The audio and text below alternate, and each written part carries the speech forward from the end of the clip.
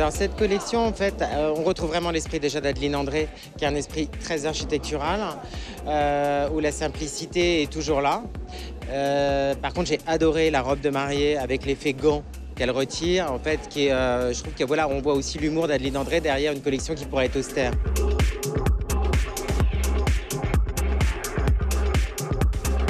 L'évolution de la haute couture, je pense que Adeline André est rentrée déjà en haute couture déjà depuis plusieurs saisons. Elle défile pas forcément toutes les saisons, mais elle fait partie de cette nouvelle couture qui est faite une couture beaucoup plus moderne, qui est portable, pour effectivement, comme je disais tout à l'heure, pour des femmes qui travaillent et aussi qui ont envie de sortir, mais qui n'ont pas envie de sortir avec une robe de bal.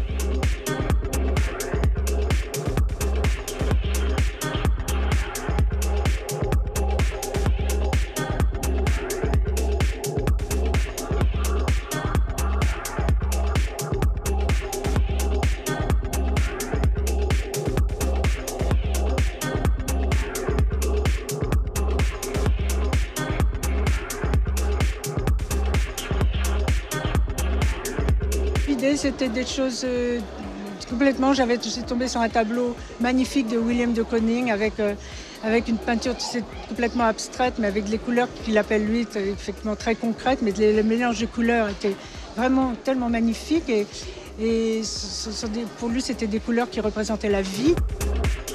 J'ai toujours beaucoup travaillé les transparences, mais là, ça m'intéressait de travailler le corps, la robe en biais. Donc la robe en biais, on voit complètement le corps, ça j'ai fait beaucoup, mais d'avoir autour de ça une autre robe qui est comme un peu comme une bulle.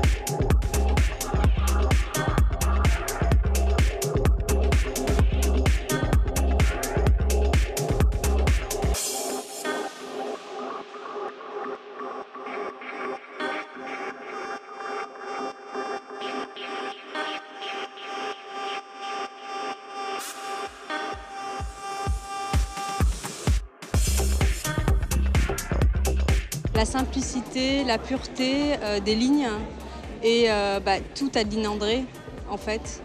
Je crois qu'il y a une tradition de la haute couture en France qui est encore symbolisée par cette grande dame.